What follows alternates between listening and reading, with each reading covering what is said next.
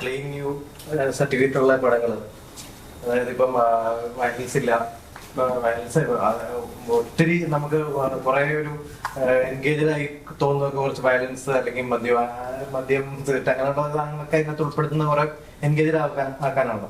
ഇതൊന്നുമില്ലാതെ ചെയ്യണം എന്ന് തോന്നിയപ്പോൾ അതിനകത്തൊരു പടത്തിന്റെ ഒരു കളക്ഷനെ ബാധിക്കും എന്നുള്ളൊരു തോന്നലുണ്ടായിരുന്നില്ലേ? ഇത് ഞങ്ങൾ പ്രീ പ്രൊഡക്ഷൻ സമയത്ത് വന്ന ഒരു ചർച്ച തന്നെയാണ്. കാരണം എല്ലാവരും എന്നോട് ചോദിച്ചു, നമുക്കിപ്പോ ഒരു സീൻ ലേഡീസ് ആണെങ്കിലും ടെൻഷൻ അടിച്ച് ഭയങ്കര ഒരു ക്രൂഷ്യൽ സ്റ്റേജിൽ വീട്ടിൽ വന്നിരിക്കുമ്പോൾ കൈ പേര് മുപ്പി കൊടുക്കാം, അപ്പൊ അത് ഭയങ്കരമായിട്ട് രസം ഉണ്ടാവും എന്നോട് പറഞ്ഞു. അപ്പൊ ഞാൻ പറഞ്ഞ ഒറ്റ കാര്യം എനിക്ക് തോന്നിയിട്ടുള്ളതാണ്, ശരിയാണോ തെറ്റാണോ എന്നുള്ളത് അതെന്റെ മാത്രം തീരുമാനമാണ്. ഞാൻ ഇത്രയും കാലം ജീവിച്ചപ്പോൾ എനിക്കും ഉണ്ടായിട്ടുണ്ട് ഈ ടെൻഷൻസും പ്രശ്നങ്ങളും, ഒരുപാട് പ്രോബ്ലംസ് ഉണ്ടായിട്ടുണ്ട്. അവിടെ ഒന്നും അങ്ങനെ ഒരു ലഹരി എനിക്ക് അതിനെ മറികടക്കാനായിട്ട് ആവശ്യം വന്നിട്ടില്ല. അപ്പൊ ഞാനൊരു സിനിമ ചെയ്യുമ്പോൾ അങ്ങനെ ഒരു ടെൻഷൻ മറികടക്കാനായിട്ട് ആ സിറ്റുവേഷനിൽ അത് കാണിക്കാതെ എങ്ങനെ ക്ലിയർ ചെയ്യാൻ പറ്റുന്നിടത്താണ് എൻ്റെ ചലഞ്ച്. അപ്പോൾ അങ്ങനെയാണെങ്കിൽ ഞാൻ ചെയ്യുള്ളൂ എന്ന് പറഞ്ഞപ്പോൾ എല്ലാവരും പറഞ്ഞു അങ്ങനെയാണെങ്കിൽ ഓക്കെ, ആദ്യ സിനിമയിൽ അങ്ങനെ ചെയ്യും, രണ്ടാമത്തേക്ക് പറഞ്ഞു. ഞാൻ പറഞ്ഞു അത് എൻ്റെ തീരുമാനമാണ്. കാരണം ഞാനായിട്ട് ഒരു ഇൻസ്പിറേഷൻ അത് ഉപയോഗിക്കുന്നത് തെറ്റാണെന്നോ അങ്ങനെയൊന്നും ഞാൻ എടുത്തു പറയുന്നതല്ല, അത് ഓരോരുത്തർ പേഴ്സണലി ഇഷ്ടമാണ്. പക്ഷെ എൻ്റെ ഭാഗത്തുനിന്ന് ഒരു ഇൻസ്പിറേഷൻ അതിന് കൊടുക്കരുത് എന്നൊരാഗ്രഹം. കാരണം എനിക്ക് തോന്നിയിട്ടുണ്ട്, ഞാൻ സിഗരറ്റ് വലിക്കില്ലെങ്കിലും ചില സിനിമകളിൽ നല്ല ഭംഗിയുള്ള ഷോട്ടായിരിക്കും, കണ്ടു കഴിഞ്ഞാൽ ആ പുക പോകുന്നത് കണ്ടോ എനിക്കൊന്ന് വലിച്ചു നോക്കിയാലൊന്ന് എനിക്ക് വരെ തോന്നിയിട്ടുണ്ട്. പക്ഷെ എനിക്കത് അങ്ങനെ ഒരു ഇൻട്രസ്റ്റ് ഇല്ലാത്ത ഒരാളെ ഞാനത് ട്രൈ ചെയ്തിട്ടില്ല മാത്രം. അപ്പൊ വരുന്ന തലമുറകൾക്ക് അത് എൻ്റെ സിനിമകളിലൂടെ തോന്നാം. അവർ ചിലപ്പോൾ ഞാനിപ്പോൾ ഈ സിനിമയിൽ കാണിച്ചില്ലെങ്കിലും അവരത് ഉപയോഗിക്കാതിരിക്കാം, അതൊക്കെ സാഹചര്യങ്ങളാണ്. പക്ഷെ എൻ്റെ സിനിമയിലൂടെ അങ്ങനെ ഒരു ഇൻസ്പിറേഷൻ വേണ്ട എന്നുള്ള തീരുമാനമായിരുന്നു. ഞാനത് എല്ലാവരോടും പറഞ്ഞപ്പോൾ എല്ലാവരും സപ്പോർട്ട് ചെയ്തു, ഇതുവരെ സപ്പോർട്ട് ചെയ്തു. നമ്മുടെ സെറ്റുകളിലാണെങ്കിലും ഇങ്ങനത്തെ ഒരു പാർട്ടികളോ അല്ലെങ്കിൽ അങ്ങനെ ഒന്നും ഉണ്ടായിട്ടില്ല. ഇപ്പൊ നമ്മുടെ ഷൂട്ട് സമയത്ത് ചിലപ്പോൾ സിഗരറ്റ് വലിക്കുന്നവരുണ്ടായിരുന്നിരിക്കാം, പക്ഷെ ഇങ്ങനൊരു ഇത് വന്നു കഴിഞ്ഞപ്പോൾ അവർ വരെ നമ്മളെ ഫുൾ സപ്പോർട്ട് ചെയ്ത് ഒരാൾ പോലും സെറ്റിൽ വലിച്ചിട്ടില്ല.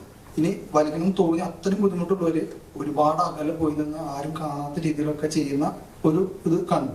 അപ്പൊ അത് നമുക്ക് സന്തോഷം. നമ്മളത് കാണിച്ചു കൊടുക്കുമ്പോൾ അതിനെ സപ്പോർട്ട് ചെയ്യാൻ തയ്യാറാവുന്നവരാണ് നമ്മുടെ ഒപ്പമുള്ളവരെന്ന് അറിയുമ്പോൾ ഒരു സന്തോഷം ഉണ്ടായിരുന്നു. ഇതിലെ കഥാപാത്രത്തെ കുറിച്ച് പറയുന്നു. അപ്പം ഉടനീളം വരുന്ന നല്ലൊരു ആർട്ടിസ്റ്റാണ്, സിനി ആർട്ടിസ്റ്റാണ്. സ്ഥാപനിക്കുന്ന വീട്ടിൽ ഷോയിൽ തന്നെ മലയാളികൾക്ക് പെയിന്റ് ഒരു നടിയാണ്. ഇപ്പോഴും സ്ട്രഗിളിങ് ഫേസ് ചെയ്യുന്നുണ്ട് ക്യാരക്ടേഴ്സ് കിട്ടാനായിട്ട്?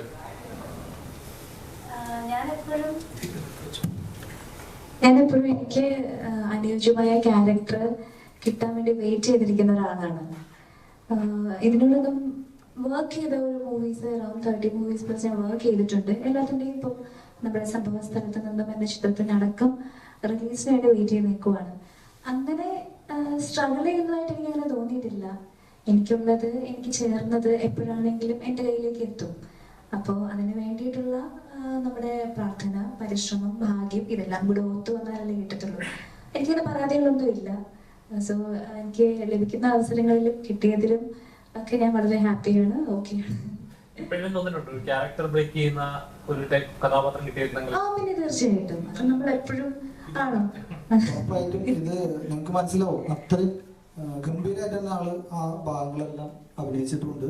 അത് നമുക്ക് അതുപോലെ തന്നെ ചെയ്യാനും പറ്റിയിട്ടുണ്ട്. അപ്പൊ അത് കാണുമ്പോൾ നിങ്ങൾക്ക് മനസ്സിലാവും അതൊരു ബ്രേക്കിംഗ് ആയിരിക്കുന്നുള്ളത്. Thank you. അല്ല, നല്ലൊരു കഥാപാത്രം ലഭിക്കാനായിട്ട് ഞാൻ ആക്ച്വലി അത് എല്ലാ ആർട്ടിസ്റ്റുകളും അങ്ങനെ തന്നെയാണ് വിശ്വസിക്കുന്നത്, വെയിറ്റ് ചെയ്യുന്നുണ്ട്. ഇതിലെ ഈ ക്യാരക്ടർ തമിഴ് കുടുംബ പശ്ചാത്തലമുള്ള, എന്നാൽ മലയാളം കേരളത്തിൽ താമസിക്കുന്ന, തമിഴും മലയാളം കൂടെ ഇടകലർത്തി സംസാരിക്കുന്ന ഒരു കഥാപാത്രം. അപ്പൊ അതിന് മുമ്പ് ഞാൻ ചെയ്തിട്ടില്ല. അപ്പോൾ നന്നായിട്ട് വന്നിട്ടുണ്ടെന്ന് വിശ്വസിക്കുന്നു. അല്ലേ? തീർച്ചയായിട്ടും. ഇത് കണ്ടിട്ട് പലരും നമ്മളൊപ്പമുള്ളവർ കണ്ട സമയത്ത് ചോദിച്ചു, ഡബിങ് ആള് നല്ല രസമായിട്ട് ഡബ് ചെയ്തിട്ടുണ്ട്. അപ്പൊ ആ സ്ലാങ്ങും തമിഴ് കണക്ട് ചെയ്തിട്ട് തന്നെയാണ് പോയിട്ടുള്ളത്. അപ്പൊ പലരും ചോദിച്ചു, ഇത് ആളെന്നാണ് ഡബ് ചെയ്തത്, വേറെ ആരെങ്കിലും ചെയ്യിപ്പിച്ചതാണോ ചോദിച്ചു. അപ്പം അല്ല, അതാളെന്നെ ചെയ്യുന്നുണ്ട്. ഓ ഗംഭീരമായിട്ടുണ്ടല്ലോ, നല്ല രസമായിട്ട് ആക്ടിങ്ങിന്റെ ഒപ്പം തന്നെ.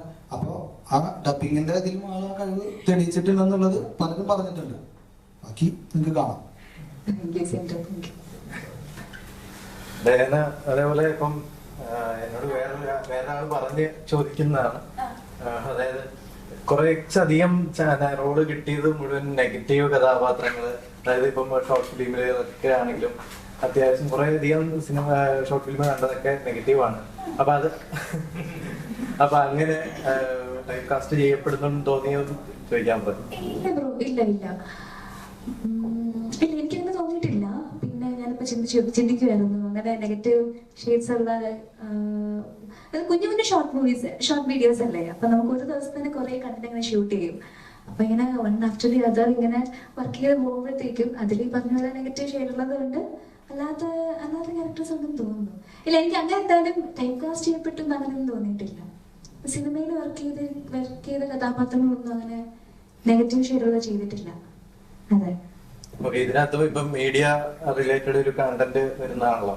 അപ്പൊ അതിനകത്ത് എങ്ങനെയാ ഒരു അഗ്രസീവ് ആയിട്ടുള്ള ഒരു റിപ്പോർട്ടർ ആണോ, എങ്ങനെയാ? റിപ്പോർട്ടർ അല്ല ഞാൻ ആക്ച്വലി. ഇപ്പൊ നിങ്ങൾ നമ്മുടെ പോസ്റ്ററിൽ നിന്ന് നമുക്ക് മനസ്സിലാവും, ആക്ച്വലി സ്വന്തമായിട്ട് ഒരു വർക്ക്ഷോപ്പ് റൺ ചെയ്യുന്ന ഒരു സെൽഫ് മെയ്ഡ് ആയിട്ടുള്ള ഒരു പെൺകുട്ടിയായിട്ടാണ് ഇതിൽ വന്നിട്ടുള്ളത്. അപ്പൊ മെയിൻ ആയിട്ട് റിപ്പോർട്ടറായിട്ടൊക്കെ എനിക്കൊരു ചോദ്യം, ഈ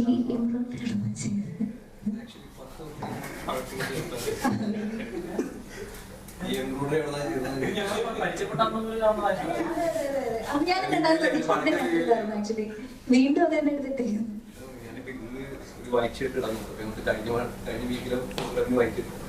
പിന്നെ കയ്യിക്കിട്ട് പിന്നെ പഴക്കൊന്നും നോക്കിയിട്ട് വന്നിട്ട് ഇപ്പൊ നല്ല റെസ്പോൺസ് ആയിരുന്നു കിട്ടിയിട്ടുണ്ട്. അപ്പൊ സിൻസിയറും പ്രമോദേട്ടനുമാണ് മീഡിയ പേഴ്സണാലിറ്റി ആയിട്ട് ഇതിൽ വർക്ക് ചെയ്യുന്നത് അല്ലേ?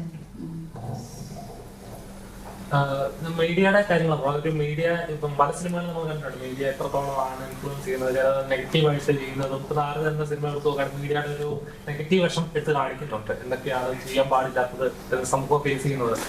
ഇതിലെങ്ങനെയാണ് മീഡിയയെ കാണിക്കുന്നത്?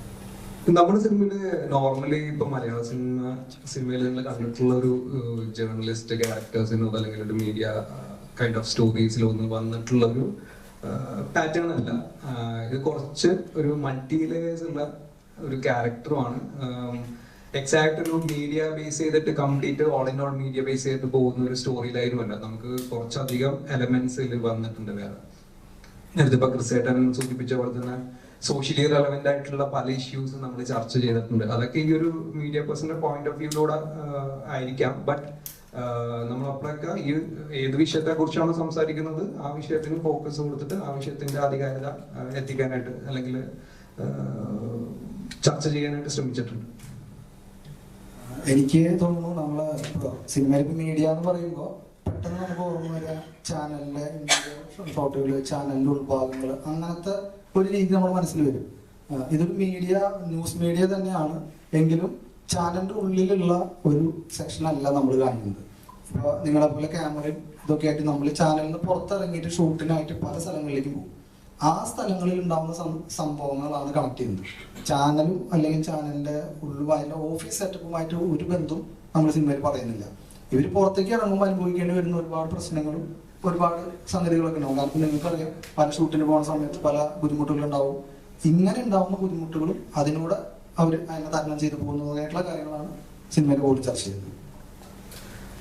പിന്നെ നേരത്തെ പറയാൻ വിട്ടുപോയത്, മുതിർന്ന മാധ്യമ പ്രവർത്തകരായിട്ടുള്ള ഹാഷ്മി താജ് ഇബ്രാഹിം പിന്നെ ക്രിസ്റ്റീന ചെറിയാൻ, ഇവര് രണ്ടുപേരും നമ്മുടെ സിനിമയിൽ നല്ല 2 ക്യാരക്ടേഴ്സ് ചെയ്തിട്ടുണ്ട്.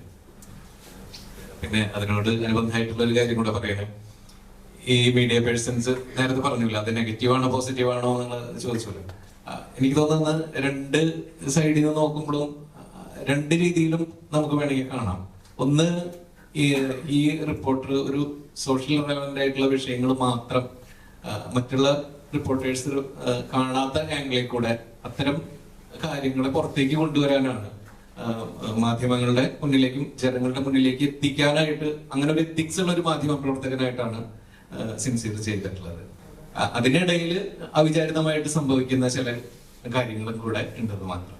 അങ്ങനെ അത് നെഗറ്റീവ് ആണോ എന്ന് ചോദിച്ചാൽ അങ്ങനെയല്ല എന്ന് തോന്നുന്നു. എനിക്ക് ഒക്കെ പോസിറ്റീവായിട്ട് തന്നെയാണ് കണ്ടത്. പൊതുവെ